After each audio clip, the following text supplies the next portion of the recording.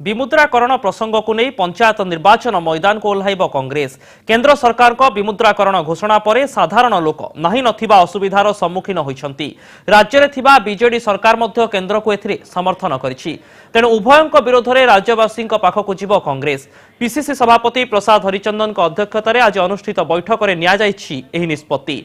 बैठक में विभिन्न जिलार पदाधिकारी पीसीसी कर्मकर्ता युव महिला और छात्र संगठन कर्मकर्ता मध्य उपस्थित थिले। एआईसीसी सदस्य तथा विमुद्राकरण को विरोध करी गठित होइतिबा कमिटीर संयोजक परेश धिनानी और प्रदीप भट्टाचार्य मध्य बैठक में जोग देइथिले। अपरपक्षे बीजेपी कहिछि जनसाधारण विमुद्राकरण को विपुल समर्थन करिसंती। कांग्रेस स्थिति राज्य में एबे बीजेपी बहु तलकु थिबारु कांग्रेस शासक बीजेडी को छाड़ी बीजेपी को टार्गेट करुछि।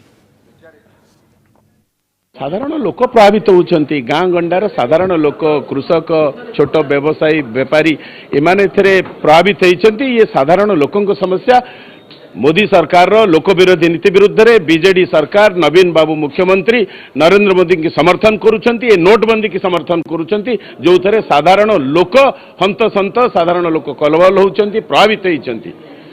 तेणु उभयंक विरुद्ध रे बीजेडी बीजेपी विरुद्ध रे आंदोलन साधारण लोकंकर ये समस्या साधारण लोकंकर ये आंदोलन साधारण लोक एथर प्रभावित। मु तो कहबी एटा गोटे बहुत भारतीय जनता पार्टी पई अति स्वागत योग्य जे कांग्रेस बीजेडी को छाड़िकी बीजेपी को तार मुख्य विरोधी दल बोली भाबुची एवं विमुद्रीकरण को प्रसंग करी लोकों पाखक नेबे। केवल कांग्रेस अनुभव करूनी जे सेमाने बीजेपी तळकू खसी गलेनी लोक भी अनुभव करचंती। आपण भी जदी सर्वे भी करूथिबे आपण माने गणमाध्यम रे अछंती सर्वे करथुबे बुझुथिबे जानुथिबे कांग्रेस रो पाखरे भी किछि मुद्दा नाही।